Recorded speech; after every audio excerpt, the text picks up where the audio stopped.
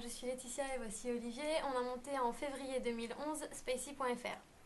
Spacie.fr, c'est la première plateforme sociale de loisirs. On met en relation des personnes qui ont envie de sortir et des professionnels du loisir.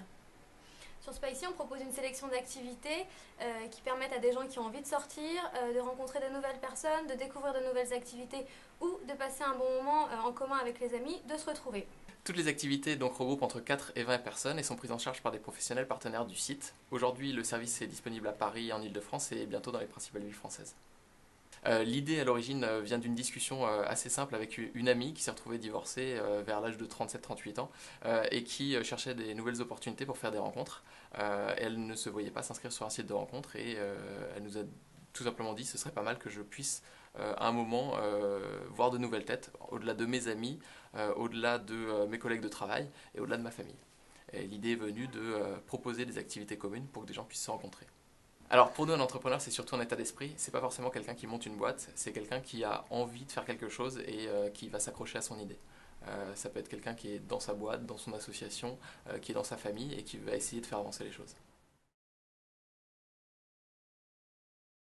Ce qui nous est apparu très important quand on a lancé Spacie, c'est la relation client et surtout mieux répondre à leurs attentes. Donc la règle numéro 1, puisqu'on est sur un projet qui est social, qui est innovant, c'est les connaître. Donc on les a interrogés sur internet ou pour de vrai en allant à des salons, en allant dans la rue, en posant des questions et en essayant de récupérer un maximum d'infos pour vérifier l'idée qu'on avait. La règle numéro 2, c'est se confronter le plus rapidement possible au marché. Bien avant d'avoir un site, bien avant d'avoir un produit fini, il fallait se confronter. Le plus gros danger, je pense, pour un entrepreneur, c'est de travailler pendant plusieurs mois sur une idée et au moment où on sort le produit, de se rendre compte que finalement, il ne correspond pas du tout à ce que les clients veulent. Donc bien avant d'avoir le site, on a organisé des premiers événements tests. On a réuni une quinzaine de personnes à chaque fois pour faire un cours de cuisine, une visite guidée ou une visite insolite d'un quartier de Paris. Et ça nous a permis tout de suite de se confronter à eux et de vérifier que le produit correspond à ce qu'ils veulent. Dans un deuxième temps, ça a été de sortir un site qui n'est pas forcément complet, mais qui propose l'essentiel pour voir si ça les intéresse. La règle numéro 3, c'est d'être à l'écoute. Sur Spacie, on propose des bons moments à partager entre amis ou avec des personnes qu'on ne connaît pas, donc l'expérience doit être la plus réussie possible. Pour ça, on a décidé de maximiser les interactions avec nos clients pour avoir rapidement et très réellement leurs impressions et leur avis. Du coup, dans un premier temps, on a participé à tous les événements pour rencontrer nos clients et discuter avec eux. Ensuite, on a envoyé des questionnaires de satisfaction à la fin de chacun des événements. Et finalement, on essaye de répondre le plus rapidement possible à la demande de nos clients, que ce soit sur Facebook, sur notre page Facebook ou par mail. Règle numéro 4, c'est de personnaliser le contact. Sur Spacie, aujourd'hui, on a 10 000 membres et on essaye de personnaliser au mieux et au maximum les contacts qu'on a avec nos clients. C'est d'abord par l'envoi d'une newsletter et d'un mailing personnalisé. Et ensuite, c'est que bien qu'on soit sur Internet, on essaye d'appeler au maximum nos clients quand il y a un problème ou une problématique qu'on rencontre ou qu'ils rencontrent. Alors, le fait d'être à l'écoute de nos clients, on s'est rendu compte qu'ils avaient des demandes particulières et qu'on n'avait pas imaginé au départ. Concrètement, au début, on organisait des événements exclusivement réservés aux célibataires. Et puis, on a eu des demandes par mail ou par téléphone de clients qui avaient envie de venir, par exemple, à un atelier Morito et qui étaient en couple. Donc, du coup, ils nous ont dit qu'est-ce qu'on fait? On fait croire qu'on est célibataire pour la soirée, comme ça on peut participer. Et du coup, c'était pas du tout ce qu'on voulait faire et on s'est rendu compte que Spacie en fait intéressait pas que des célibataires mais des personnes qui étaient en couple et qui avaient envie de sortir et de faire autre chose qu'un apéro resto. Alors, gérer la relation client nous a permis aussi d'anticiper les mécontentements. Il se trouve que pour qu'un événement ait lieu, il faut un minimum de participants et c'est pas toujours le cas. Et donc du coup, systématiquement, quand un événement doit être annulé, on appelle les personnes qui se sont inscrites pour participer à ce cours de cuisine, à ce cours de dégustation de vin ou à cette sortie en rafting. Et c'est quelque chose qui est particulièrement apprécié parce que finalement avoir un site internet qui vous appelle pour vous dire, pour vous tenir informé, c'est assez rare. Et du coup, on a eu de temps en temps des surprises de clients qui nous ont écrit des mails carrément pour nous dire merci de m'avoir prévenu. Alors certes, aujourd'hui, ça nous prend un peu de temps, mais en agissant comme ça minimise les mécontents. Et puis évidemment, on espère en avoir de moins en moins à l'avenir.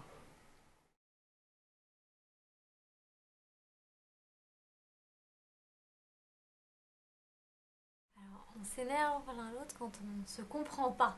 Ça veut dire quand on dit la même chose tous les deux mais qu'on dit différemment et que du coup, on ne se comprend pas du tout. Alors ça c'est un peu dur parce que Olivier est plutôt ingénieur et moi littéraire, donc on a deux façons de parler qui sont différentes.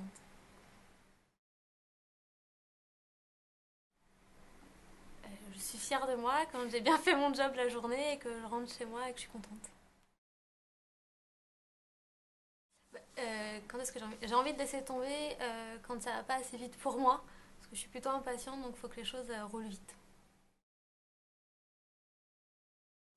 Je crois que je me suis sortie entrepreneur quand j'ai quitté mon ancien job pour mener l'aventure avec Olivier sur Spicy et que du jour au lendemain, on s'est retrouvés tous les deux autour d'un bureau à réfléchir au nouveau concept. On se plante un peu tous les jours puisqu'on tente des nouvelles choses tout le temps, donc c'est normal de se planter. Par contre, notre plus gros échec, ça a été quand on a essayé de rentrer à l'incubateur HEC pour la première fois et qu'on n'a pas été retenu. Donc du coup, là, ça a été la grosse remise en question. On a un peu remodifié notre concept pour finalement être retenu à l'incubateur HEC. On fait partie de la dernière promotion. Je n'arrive pas à dormir à peu près toutes les nuits, puisque j'ai tout le temps une question, une idée, un petit truc qui me chagrine, que j'ai envie de résoudre, et qu'en général, j'arrive pas à résoudre. Donc du coup, et notamment depuis qu'on est sur cette création d'entreprise, je dors beaucoup moins. Alors je suis confiant par cycle. Souvent ça vient avec une bonne nouvelle qui booste un peu, parce que quand voilà, on cherche à proposer un nouveau service, bah, on a de temps en temps des mauvaises nouvelles, de temps en temps des bonnes nouvelles, et puis la bonne nouvelle fait qu'on a un petit coup de boost au niveau du moral et de la confiance. Euh, j'ai peur en général quand on fait les comptes, parce que forcément au début, on ne gagne pas beaucoup d'argent. Et quand on voit finalement ce qu'on dépense régulièrement, avant de faire prendre la machine et que ça rapporte quelque chose, on a des petits coups de pression. Alors nous, quand on part en vacances, en fait, la réponse elle est assez simple. On part pas en vacances pour l'instant. On n'est pas parti cet été et l'été dernier non plus. Bah, en fait, je suis heureux au quotidien de faire, d'avoir choisi ce que je suis en train de faire, de me lever le matin pour me dire, je vais travailler pour proposer un service qui a une vraie valeur ajoutée, qui est apprécié des gens qui l'utilisent. Et donc en soi, c'est quelque chose ouais, qui me plaît bien.